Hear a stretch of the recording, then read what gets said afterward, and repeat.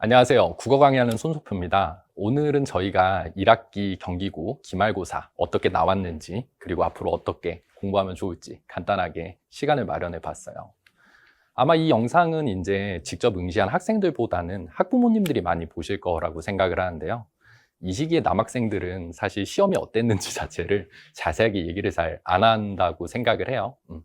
간단하게 말씀을 드리면은 중간고사는 사실 조금 쉬웠고 기말고사에서 변별을 위해 가지고 문법을 누적 범위로 넣었거든요.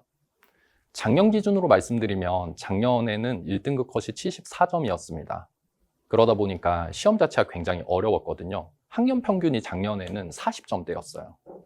그래서 조심스럽게 생각해 볼 때 이번 기말고사도 만만치 않게 어렵지 않았을까라고 예측을 했었는데 실제로 그 예측보다 더 어렵게 나온 시험이었다라고 이해를 하시면 좋을 것 같고요. 이제부터 왜 어려웠는지 얘기를 조금 해보도록 할게요. 진짜 역대급 난이도였습니다. 제가 경기고 내신을 벌써 횟수로는 이제 15년, 16년째 이제 하고 있는데요. 여태까지 제가 진행을 하면서 치렀던 시험 중에서 가장 어려운 시험 한 3개 정도 꼽아보라고 했을 때 작년이랑 올해의 기말고사는 모두 들어가는 시험이 아닐까 싶을 정도로 굉장히 어려웠던 것 같아요. 근데 그게 왜 어려웠을까라고 얘기를 했을 때 문제 자체가 조금 어려운 것들도 있었습니다만 50분 동안 풀기에는 조금 과했거든요. 35문제 나왔어요. 그래서 일반적으로는 경기고가 예전에 시험 문제가 굉장히 적었을 때는 27문제나 28문제를 출제를 했고요. 일반적으로는 31문제에서 2문제, 그러니까 30문제 초반의 문항을 설계를 하거든요.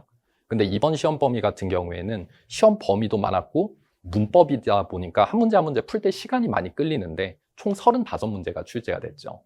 그러다 보니까 굉장히 시간적으로 압박을 많이 받는 상황이었을 거라고 생각을 해요. 여기서 시간적 압박을 받는다는 것은 단순하게 어떤 인지적인 압박, 그러니까 머리를 많이 써야 되는 상황도 있겠지만 대부분의 학생들이 1학년이다 보니까 시간이 점차 줄어들면 심리적인 압박들도 많이 받거든요. 그래서 두 가지 형태의 압박이 존재했을 거라고 생각해요. 그 다음에 세 번째로는 문학 같은 경우에는 수능 선지를 조금 따다 쓴 문제들이 있었거든요. 이번에 백석의 수라와 흰 바람벽이 있어가 출제가 됐었는데요. 파수꾼도 그렇고요. 그래서 그런 것들이 역대 수능이나 평가원 기출에 나왔던 선택지들을 그대로 원용, 그대로 갖다 쓴 선지들이 한 2-3개 정도 보였거든요. 그래서 이런 부분들이 평상시에 수능 기출에 대한 학습이 덜 된 학생들에게는 굉장히 까다롭게 다가왔을 거다라고 분석하실 수 있어요. 진짜 극강의 시간 압박이었습니다. 선택형이라는 표현보다 이제 객관식이라는 말이 더 익숙하실 수도 있는데요. 이제 현행 교육과정에서는 선택형이라는 표현을 써요. 그래서 선택형이 29문제로 82점이 묶였고요. 서답형 6개, 18점 이렇게 출제가 됐습니다. 그러니까 언뜻 생각해 보면은 이렇게 고배점 서술형이 있어가지고 학생들을 괴롭혔다라기보다는 그냥 고배점 서술형과는 별개로 그냥 전반적으로 문제 하나하나가 조금 까다로웠다. 이렇게 이해하시는 게 좀 정확할 것 같아요. 그러다 보니까 물리적인 형태의 압박도 존재하고 아까 말씀드렸죠. 시간 압박으로 인한 압박들도 있고요. 인지적 압박, 자기의 어떤 정신력이 실시간으로 소모되면서 느껴지는 괴로움이 있다는 거죠. 그래서 이런 형태의 괴로움들이 있었고 평상시에 학습의 강도가 굉장히 강력하게 국어학습을 해온 친구들 입장에서는 이런 인지적인 압박들을 견뎌낼 수 있는데 일반적으로 국어 학습의 강도가 조금 약하거든요. 학습의 빈도도 약하지만 학습의 강도도 좀 약해요. 그러다 보니까 학습 강도가 약했던 학생들은 기본적으로 풀 수 없었다라고 생각하시면 될 것 같습니다. 이게 참 말이 안 되는 게 생각을 깊이 하되 빨리 푼다라는 말은 굉장히 역설적이라고 볼 수 있어요. 그렇지 않으세요? 난도가 낮으면 빨리 풀 수 있고 난도가 높으면 느리게 푸는 게 상식적이잖아요. 그렇죠? 그런데 이번 시험 같은 경우에는 어려운 문제를 빨리 풀었어야 됐어요. 지금 이렇게 보셨을 때 중학교 때까지 보셨던 일반 내신이 여기쯤 들어가거든요. 조금 느리게 풀어도 돼요. 시험 난도도 낮고 시간도 충분하니까 그냥 잘 생각해 봐가지고 풀면 되는 것들이고요. 그렇죠? 그냥 뭐 예를 들어서 학원에서 보는 일반적인 쪽지 시험. 저는 사실 쪽지 시험을 학원에서 보는 거에 대해서 약간 어떤 부분에 대해서는 의문이 있는데, 대부분 학원 쪽지 시험들이 대부분 쉽게 이거 외웠냐 안 외웠냐 묻는 거거든요. 뭐 10분 주고 15분 주고 빨리 해라 이런 것들이 있는데 이 정도예요. 그래서 이것들이 실제 시험 난도에 준하지 못하는데 엄마들한테 뭐 아이가 테스트 결과가 몇 점이다 이거 문자 보내려고 저는 하는 거라고까지 극단적으로 생각을 좀 하는 편이거든요. 근데 이런 시험들이 있고요. 수능 같은 경우에는 시간 여유가 작년 기준으로는 없었어요. 작년 시험 어려웠죠. 근데 이제 요 몇 년 사이에는 조금 그래도 해볼만 했었단 말이에요. 그래서 약간은 사고의 깊이가 굉장히 깊은데 엄청난 시간 압박까지는 없어요. 여기서 엄청난 시간 압박이 없다는 건 이제 특정 수준 이상 학습이 된 학습자를 얘기하는 거예요. 근데 경기고는 굉장히 깊게 묻고 굉장히 빨리 풀었어야지 할 수 있죠. 이번 시험 같은 경우에는 자기가 봤을 때 1번이 답인 것 같으면 1번을 쓰고 2, 3, 4, 5 선지를 안 본 학생들이 웃을 수 있는 형태의 시험이었어요. 그거 나머지 보느니 차라리 다른 문제를 트라이 했을 때 점수 기대값이 더 높은 시험이었다는 거죠. 굉장히 난해했습니다. 조심스럽게 생각할 때 저는 현재 1등급 컷을 80점 아래로 보고 있거든요. 그래서 작년에 준하는 난도가 나왔다. 이렇게까지도 말씀을 드릴 수 있을 것 같아요.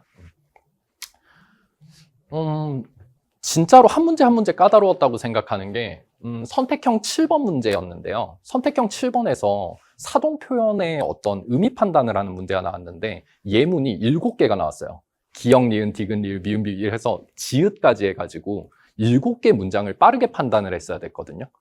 근데 학생들 입장에서는 이거죠. 문장을 7개나 읽어가지고 1번부터 5번까지 선택지를 꼼꼼하게 판단했는데 시간을 굉장히 썼는데 몇 문제 푼 거예요? 그쵸? 한 문제 푼 거잖아요. 만약에 이거를 조금 본인이 깊게 생각해 보겠다고 아무리 봐도 2번이 답인 것 같은데 3번, 4번, 5번을 꼼꼼하게 체크해야지라고 생각하는 순간 이 한 문제를 푸는데 기대 시간이 제가 봤을 때는 2분 30초에서 3분에 가까운 시간을 썼을 수도 있거든요.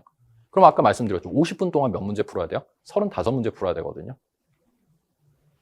이런 상황이었다. 이와 비슷한 형태의 판단해야 되는 요소들이 많이 찍혀 있는 문제들이 다수 포진되어 있었다. 그래서 역대급으로 어려웠다라는 말씀 드리는 거예요. 그 다음에 저희가 이제 직전 대비 때 완전하게 이거는 적중을 좀 해드렸어요. 직보 때 제가 판서를 해주면서 어지다 같은 경우에는 어랑 지랑 다로 분석이 된다. 이거 몇 년째 학교 프린트에 나왔고 해마다 출제는 안 됐지만 출제될 가능성이 높다 하면서 직보 때 칠판에 써줬는데 그게 그대로 나왔더라고요. 일반적으로 형태소 단위로 분석하라는 개념에 대해서 깊게 생각을 못 하다 보니까 평상시 이걸 형태소 단위로 찢어주는 형태의 언급을 직접 듣고 시험장에 들어갔냐, 그렇지 않았냐에 따라서 득점 확률이 굉장히 달랐던 문제였던 것 같기도 하고요. 그 다음에 전통적인 경기고 기출이죠. 학습 활동이 있는 내용을 거의 그대로 서술하게끔 묻는 문제는 경기고에서 반복적으로 출제가 되고 있고 시험 전날에 많은 친구들이 직전 대비 끝나고 선생님 뭐 할까요? 라고 물어봤을 때 집에 가서 빈 종이 펴놓고 서술형이나 손으로 한번 써봐라 이런 얘기를 했단 말이에요. 그래서 그 내용이 그대로 출제됐습니다. 직보 때도 그대로 다뤄드렸고 시험 당일날에도 그대로 출제됐고 직보 끝나고 집에 가서 한번 더 써보라고까지 언급해서 완전히 적중되지 않았나 이런 생각을 해요. 그 다음에 선택형 맨 마지막 문제가 그 괄호로 되어 있어가지고 단답형처럼 나왔는데 실제로는 선택형, 객관식이었거든요. 그래서 갈래상의 특징들을 그대로 묻는 문제가 나왔는데요. 이 문제를 생각보다 아마 학교에서 많이 틀렸을 거예요. 저희 수강생들 같은 경우에는 이제 제가 따로 손필기 자료 같은 것들 나눠줘가지고 교과서 본문뿐만이 아니라 교과서 앞에 있는 내용들을 조금 읽어보라는 식으로 얘기를 하다 보니까 아마 다들 맞으셨을 거라고 생각하는데요. 이런 갈래상의 특징들을 남학생의 학습에서는 조금 꼼꼼하지 못한 학습자들이 있단 말이에요. 그러니까 가끔 보면은 큰 틀에서 이해가 됐으니까 나머지 것들은 자동으로 따라오겠지라고 생각하는 남학생들이 꽤 많거든요. 생각해보면 고등학교 때 저도 좀 그랬던 것 같고요. 근데 이제 그런 부분들을 다 학습을 시켰고 완전하게 적중이 다 잘 됐습니다. 이번 시험은 특이하게 중간고사 때 상위권, 여기서 상위권이라고 하는 거는 중간고사 기준으로 90점 초반 이상의 점수대를 말씀을 드릴게요. 중간고사 기준으로 1등급 컷은 93점 이상이었고요. 그러다 보니까 90점 초반, 한 91점 이상이었으면 위쪽 등급에 가깝다고 저는 생각을 하거든요. 근데 그 레벨 때 친구들 중에서 이번 시험 점수가 굉장히 좀 망가지는 경우들이 조금 많았다고 생각을 하는데 대체 왜 그럴까라고 얘기를 했을 때 즉각적인 인출이 있어야 돼요.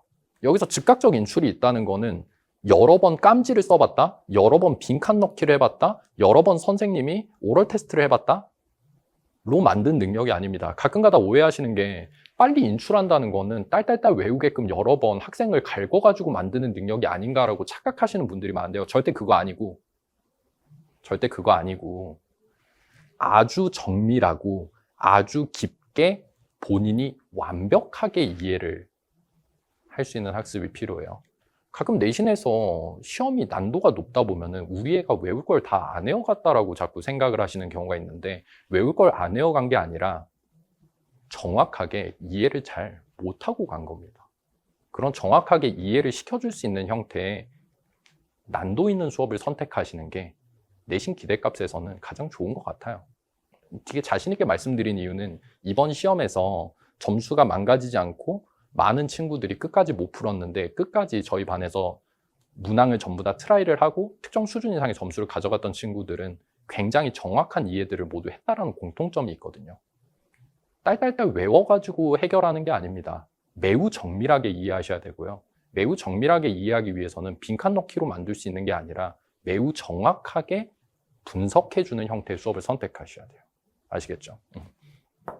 그러다 보니까 방식 자체가 대부분 이런 수동적 복습에서 좀 이제 벗어나셔야 됩니다. 그러다 보니까 압도적으로 조금 몰입을 해가지고 학습을 해야 되는데 여기서 몰입해서 학습을 한다는 거는 자기가 배운 것들을 선생님의 언어로, 교과서의 언어로 이해하는 게 아니라 자기 언어로 바꿔서 이해할 수 있어야 된다는 걸 뜻하는 거예요. 알겠죠?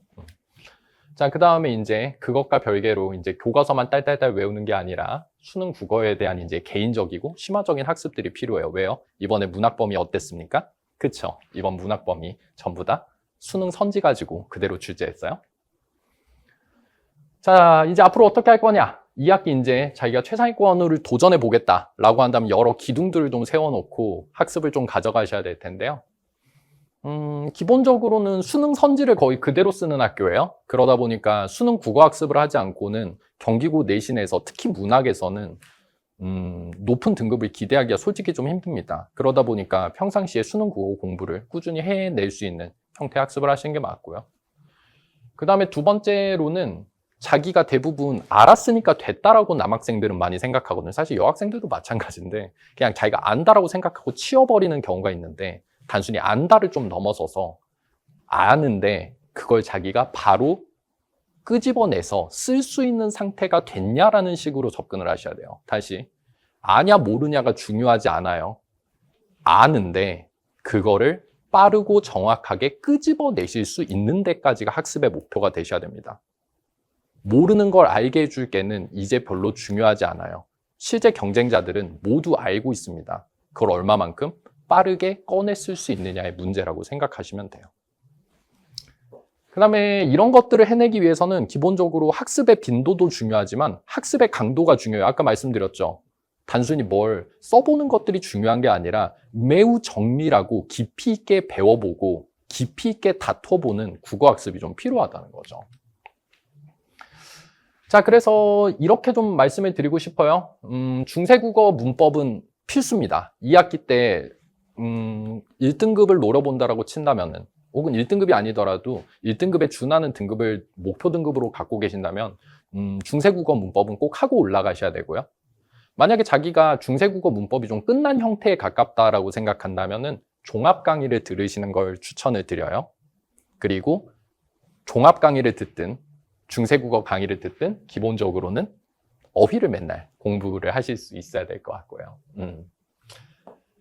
자, 그래서 2학기 내신에서는 중세국어랑 한글 맞춤법이 이제 코어가 되는 문법이거든요. 근데 한글 맞춤법은 그때 가서 외워도 상관없으니까 한글 맞춤법 당장 하실 필요는 없는데 중세국어, 제자원리라든지 훈민정음언해, 그리고 예상 외부 지문들 이런 것들 미리 다루는 거 무조건 필요하다. 이렇게 생각하시면 될 것 같고요.